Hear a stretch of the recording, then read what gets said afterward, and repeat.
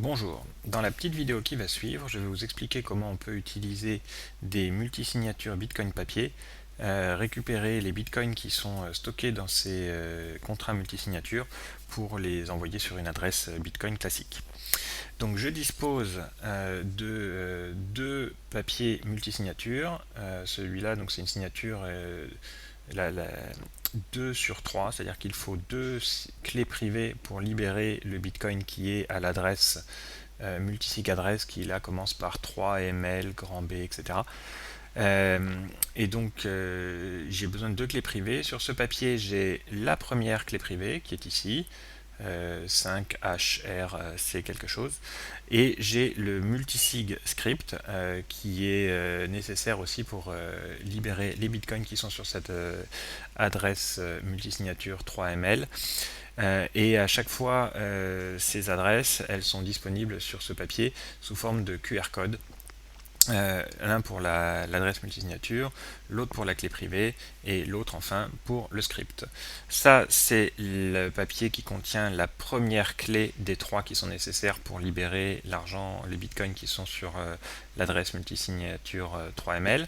J'ai la deuxième à côté, donc là c'est pareil au niveau de l'adresse multisig, c'est pareil au niveau du script multisig, en revanche c'est différent au niveau de la clé privée qui cette fois-ci commence par 5KQ alors que la première commençait par 5HR. Il y a un troisième papier comme ça qui existe, qui est la clé 3 sur 3, mais comme on a besoin que de deux clés sur les trois pour libérer les bitcoins, je n'ai pas ce papier devant moi.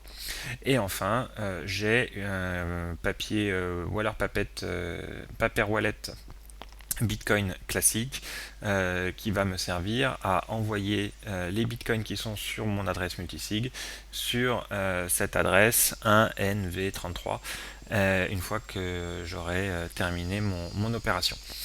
Donc comment est-ce qu'on procède? On va commencer par vérifier les adresses. Je vais aller sur le site coinb.in, je vais choisir New et Transaction. Là, je vais mettre dans l'élément qui est en haut le multisig redeem script.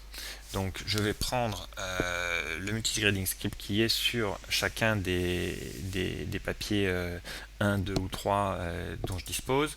En l'occurrence, je vais faire un copier-coller, j'ai tout préparé avant puisque la webcam n'est pas disponible pendant que je fais mon screencast. Je mets donc l'adresse ici et je clique sur Load. Il travaille et il va m'indiquer qu'il a trouvé l'adresse. Donc il a trouvé une adresse multisignature qui correspond à ce script, 3MLBNY, etc. Je vais vérifier que c'est bien l'adresse que j'ai marquée sur mon papier, c'est bien le cas. Si c'est pas le cas, c'est probablement le lecteur de QR code qui a fait des siennes et il va falloir vérifier le script à la main ou le taper.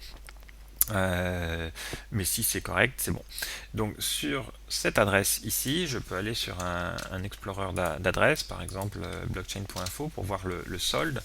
Et là, blockchain.info me dit il y a eu une transaction sur cette adresse, ont été reçus 5 millièmes de bitcoin et il reste toujours 5 millièmes de bitcoin sur cette adresse et c'est donc ces bitcoins là qu'on va mettre, qu'on va sortir de cette adresse multisig.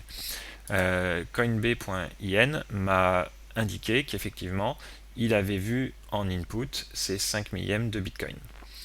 Où est-ce que je vais envoyer ces bitcoins? Donc je vais les envoyer sur l'adresse Paper Wallet que j'ai créée tout à l'heure. L'adresse Paper Wallet, elle est là, elle commence par 1N quelque chose. Je peux aller sur un Blockchain Explorer et de la même façon, je vais voir cette adresse, la 1NV33. Il n'y a jamais rien qui s'est passé sur cette adresse. Donc je vais envoyer les 5 millièmes de bitcoin sur cette adresse. Je précise combien je veux envoyer, donc je vais envoyer les 5 millièmes de bitcoin. Si je fais pas ça, tout va être pris en fee et je vais rien envoyer et je vais tout donner aux mineurs, ce qui serait évidemment potentiellement catastrophique. Je vais laisser ici un petit peu quelques 10 millièmes de bitcoin en transaction fees. Voilà, et donc moi je vais m'envoyer 5,8 millièmes de Bitcoin. Je vais laisser 8 10 millièmes de Bitcoin au mineur en termes de fees, et je vais préparer une transaction qui dit bah voilà, prendre les bitcoins qui sont là et les envoyer ici en laissant un petit peu de fees pour les mineurs.